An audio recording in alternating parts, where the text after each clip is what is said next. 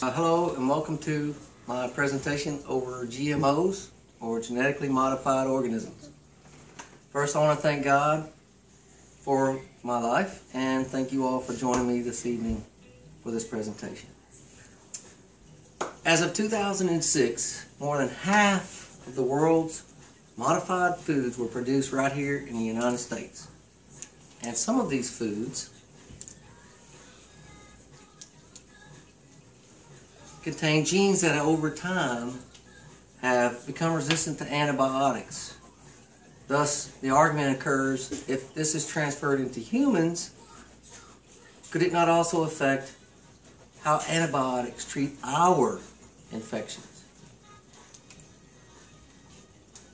85% of corn crops and 91% of soybean crops in the United States are genetically modified.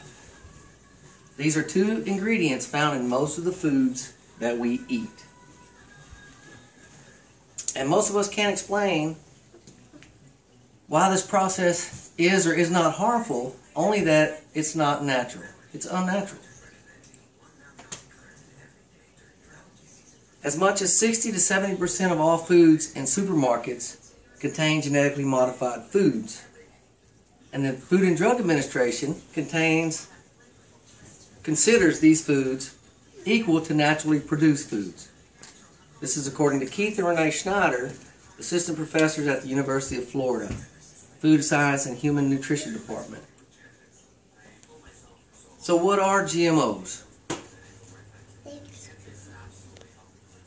Sonal Ponce's article writes that GMOs are defined as combining desired genes from different species of crops to create new genetically altered species.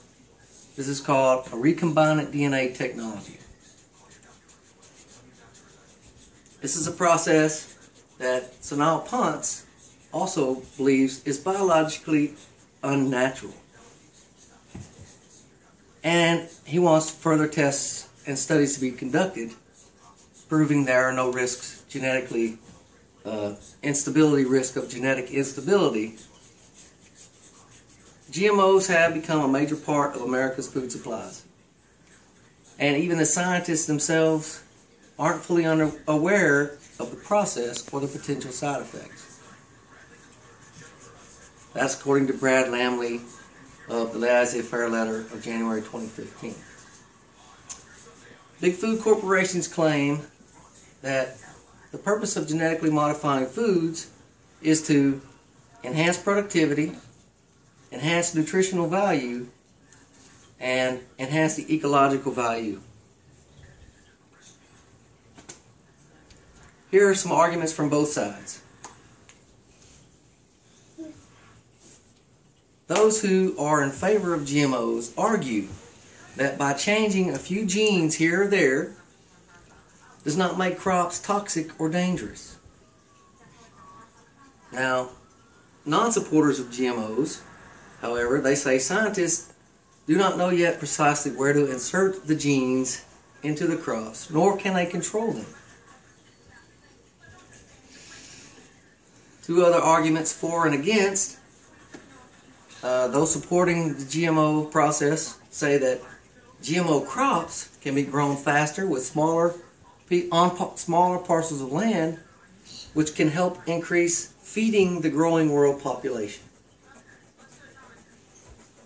Supporters that are against, or non-supporters of GMOs, say that world hunger is not caused by a shortage of food production, but by a lack of access to food due to social, financial, economical, political causes.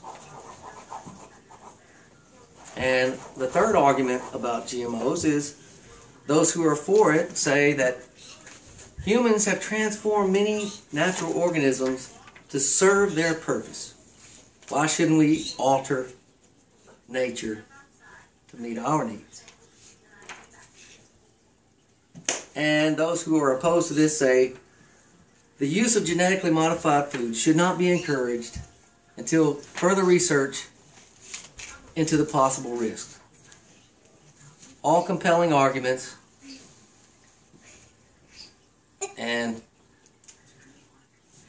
that concludes my briefing. So who can we believe? Who do we believe? I believe that everyone should be aware of what they eat in their foods. That's just my opinion. Thank you for listening to this briefing, and God bless you, and happy eating.